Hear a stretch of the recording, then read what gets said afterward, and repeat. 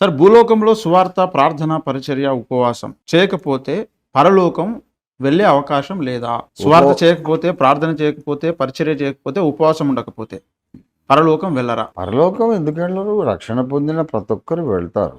ఉమ్, యోహాను 3:16 అల్టిమేట్. దేవుడు లోకమును ఎంతో ప్రేమించను కాగా తన అద్వితీయ కుమారునిగా పుట్టిన వాని యందు ఉమ్, విశ్వాసం ఉంచు ప్రతివాడు నశింపక ఉమ్, నిత్య జీవం పొందినట్లు. ఉమ్, కనుక యేసుప్రభు మీద విశ్వాసం ఉంచిన వాళ్ళు ఎవరూ నశించరు, నిత్య జీవం పొందుతారు, పరలోకానికి వెళ్తారు. ఉమ్, అయితే సింహాసనం మీదకి వెళ్ళరు, ఉన్నతమైన పదవుల్లోకి వెళ్ళరు. అది ఉమ్. ఈనాడు చాలా మంది అసలు సింహాసనం మీదకి వెళ్ళాలని కోరుకోవడం లేదు కదా సార్. అసలు ఆ కాన్సెప్ట్ తెలియదు కాన్సెప్టే లేదు. లేదు.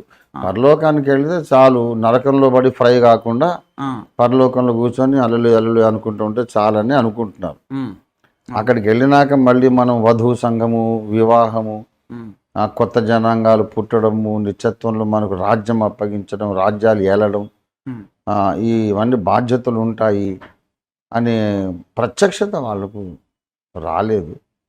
ఎందుకంటే బోధకులకి ఆ ప్రత్యక్షత లేదు. ఉమ్, పరలోకం అంటే అందరు కూర్చొని అల్లులు అల్లులు అనడం, అప్పుడప్పుడు స్వీట్లు తినడం, ఇదే అనుకుంటున్నారు.